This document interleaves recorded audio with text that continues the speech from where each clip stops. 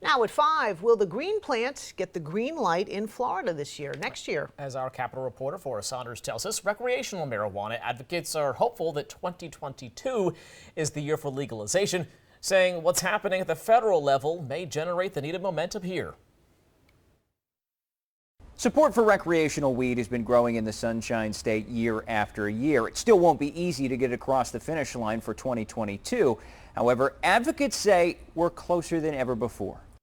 I think we are very close. I think we are on the cusp. Recreational marijuana advocate Melissa VR thinks that Florida is knocking on the door of legalization. It just needs a push. The clerk will call the roll.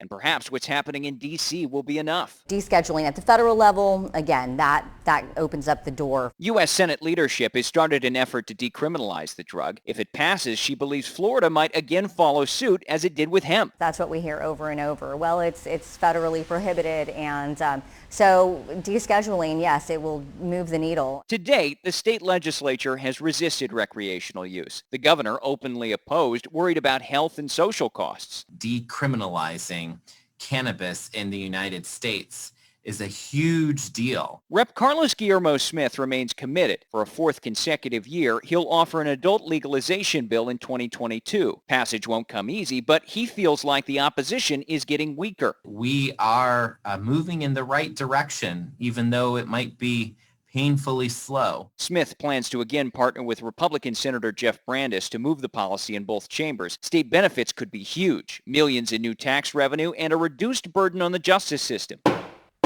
There have been setbacks on other fronts. Grassroots efforts to put the issue on the 2022 ballot hit a snag. The Florida Supreme Court recently striking down two of the biggest proposals for misleading language. It's been a long road. VR staying positive, however, her 2022 hopes hanging on Congress and the legislature after that.